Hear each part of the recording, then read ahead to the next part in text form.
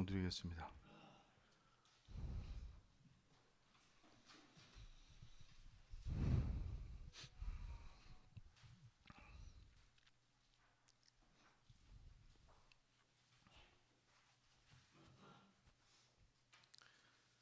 (338장입니다) 내 주를 가까이 하게 함은 십자가 진 같은 고생이나 내 일생 소원은 늘 찬송하면서 주께로 나가기 원합니다.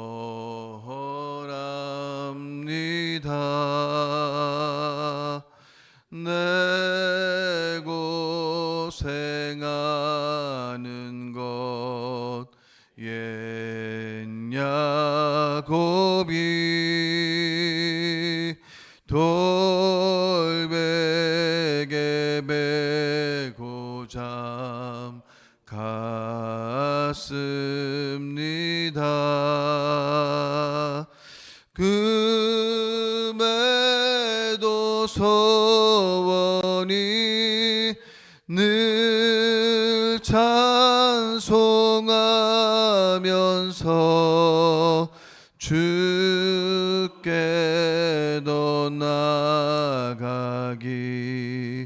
원합니다. 천성에 가는 길 험하여도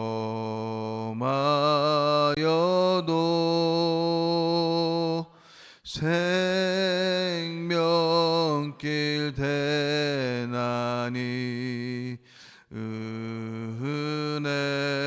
은혜로다.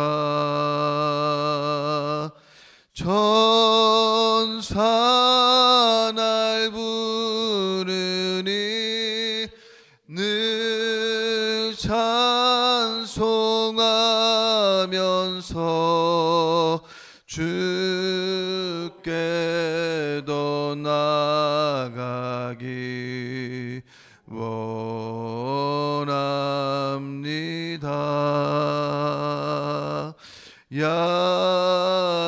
야곱이 잠 깨어 일어나는 돌단을 쌓은 것 본받아서 숨쉴 때 되도록 늘 찬송하면서 주께로 나가기 원합니다.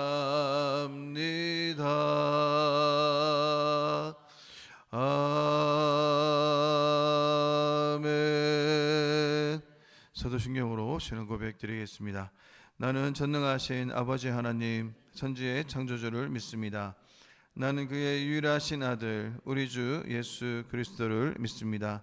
그는 성령으로 잉태되어 동정녀 마리아에게서 나시고 본디오 빌라도에게 고난을 받아 십자가에 못 박혀 죽으시고 장사된 지 사흘 만에 죽은 자 가운데서 다시 살아나셨으며 하늘에 오르시어 전능하신 아버지 하나님 우편에 앉아 계시다가 거기로부터 살아있는 자와 죽은 자를 심판하러 오십니다.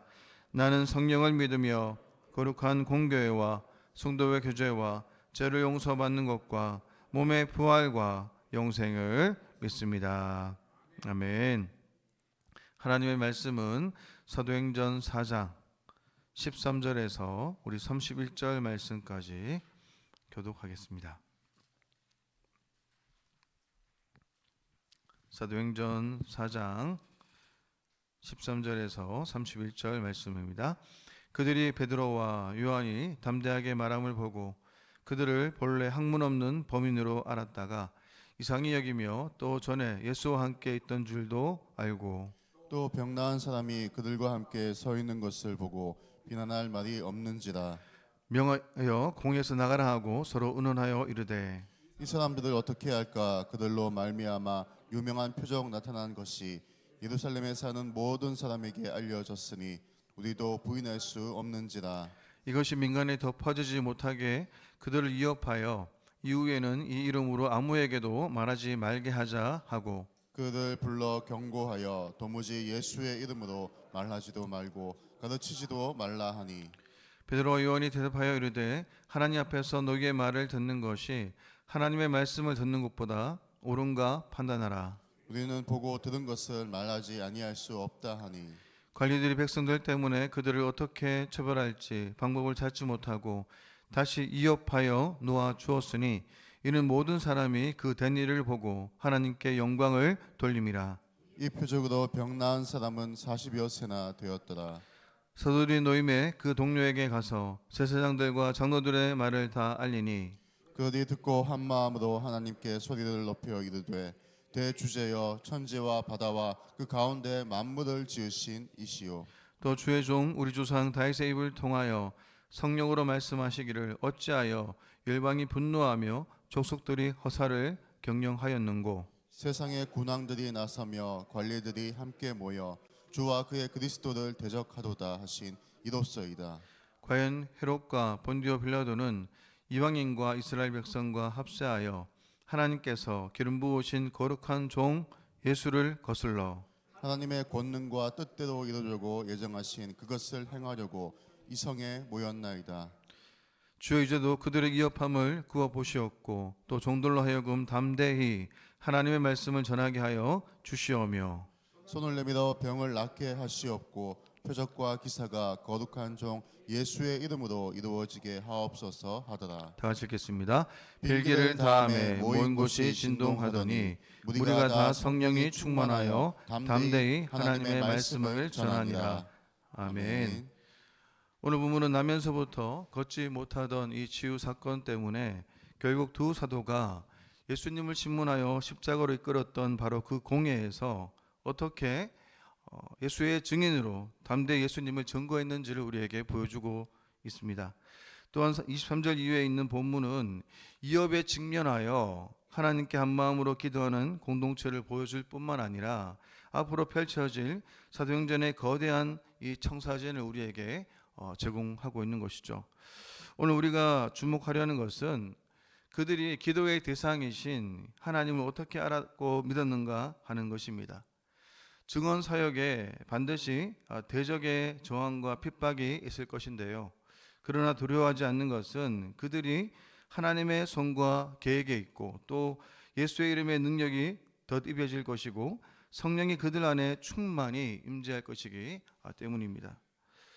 기독교가 사건이라는 것은 공회에서 말하는 베드로와 요한 자신들을 통해서도 드러나고 있습니다.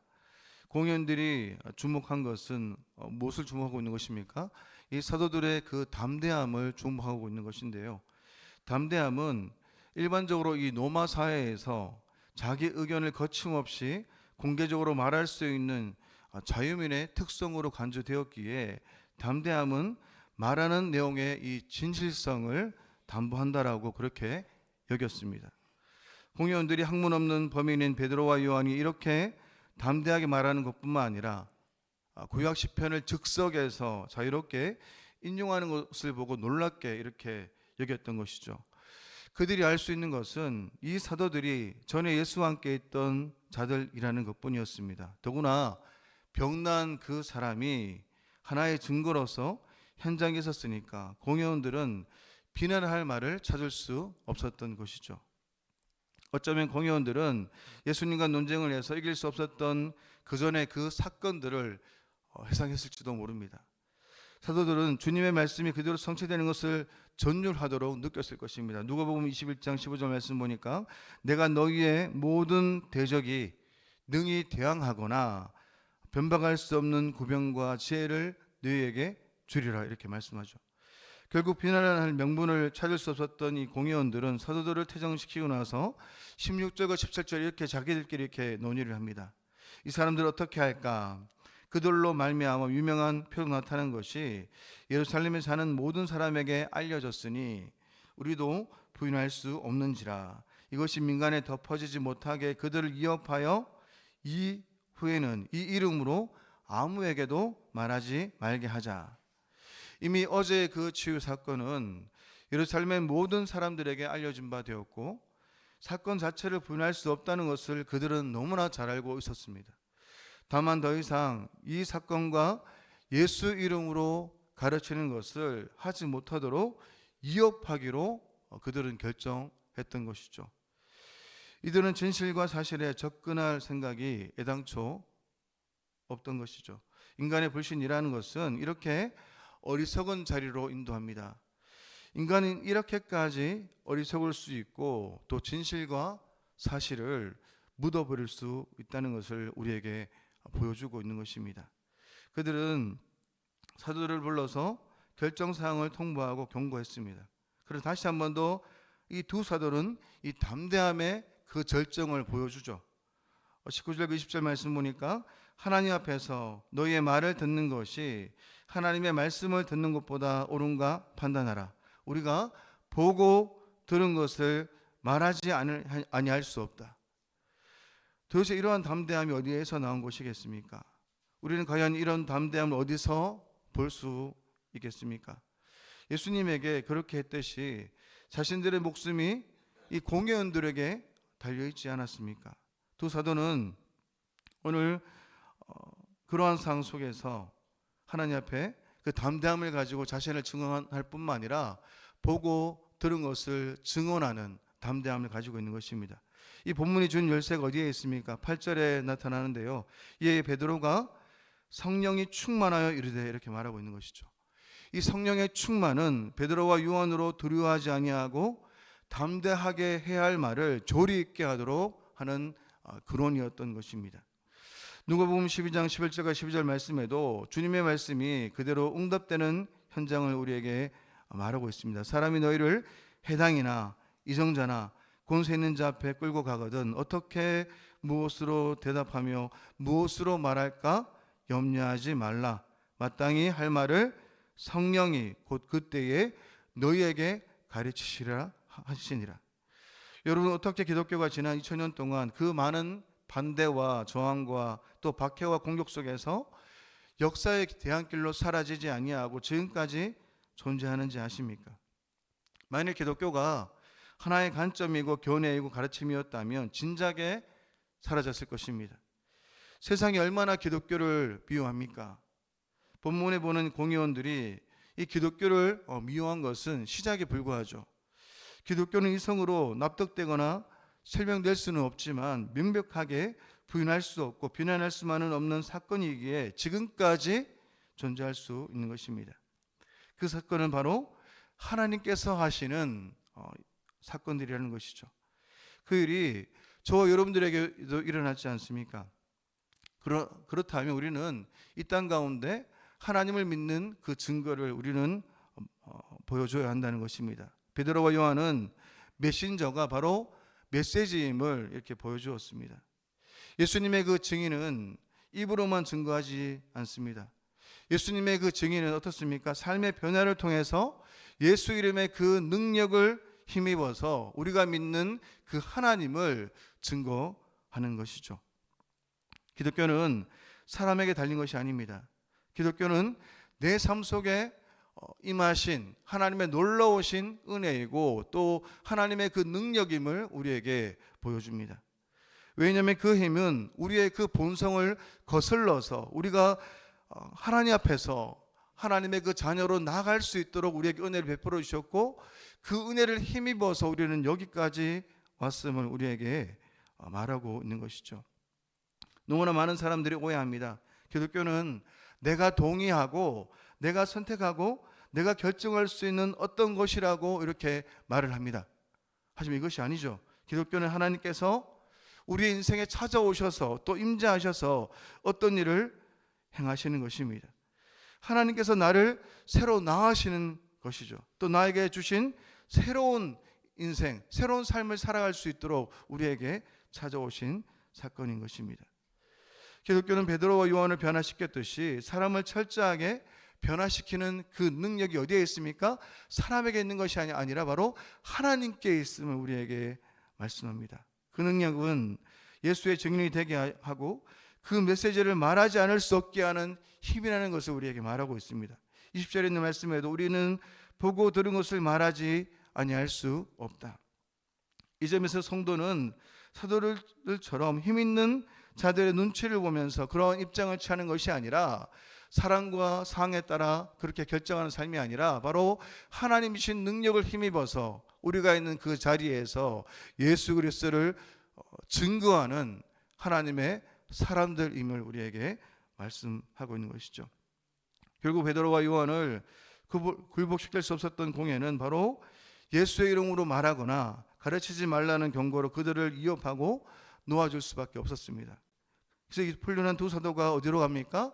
즉시 동료들이 있는 곳으로 찾아가죠. 그들이 있는 곳에 찾아가서 24절 말씀에 이렇게 말합니다. 그들이 듣고 한 마음으로 하나님께 소리를 높여 이르되 대주제여 천지와 바다와 그 가운데 만물을 지은 이시오라고 고백하고 있습니다. 공예는 예수님을 십자가에 못 박아 죽이는데 주도적인 역할을 한 기간이었고 그들에게는 강력한 힘이 있었습니다. 하지만 그러한 공예의 위협 소식을 들은 교회가 두려워하지 아니하고 어떻습니까? 이렇게 떨지 않았다는 것은 너무나 중요하다는 것이죠. 언제나 하나님 앞에 참다운 교회, 참다운 성도는 그러한 그 세상 속에서 적대적이고 위협을 당할 수밖에 없는 그러한 삶을 살아갑니다. 그러한 상황 속에서 그들은 담대하게 그렇게 증언할 수 있는 그 힘이 어디에 있다고 말하고 있으며 그 이유가 바로 오늘 본문 속에 나타나는데요. 오늘 그 근거가 바로 대주제여라는 이 단어 속에 포함되어 있습니다. 그들이 한 마음으로 기도했기 때문이 아니라 그들은 오늘 본문에 그들이 누구에게 기도했는가에 그 초점을 두고 있다는 것이죠. 그들은 이 대주제, 이 절대적인 힘을 가지고 주권적으로 다스리는 그 통치자, 바로 하나님에 대해서, 하나님의 주권에 대해서 그들은 먼저 고백하고 있습니다. 자신을 위협하는 그 상황 속에서 자신들의 그 존재가 대주제이신 하나님의 손에 있을 뿐만 아니라 자신들의 목숨과 재산과 모든 것을 주님께 맡긴다는 그 신앙 고백이 이 대주제자는 호칭 속에 들어가 있다는 것이죠. 예루살렘 교회는 그들이 부를 수 있는 최고의 그리고 또 최적의 호칭으로 위협 속에 있지만 두려움 속에 쌓여 있지만 바로 그 살아계신 만물의 주주이신 그 하나님 앞에 대주제이신 그 하나님, 우리와 함께 하옵소서. 그 하나님 앞에 분명한 이 기도에 대한 대상을 인식하면서 그 모든 두려움 속에서 그 하나님 앞에 기도하고 있는 것입니다.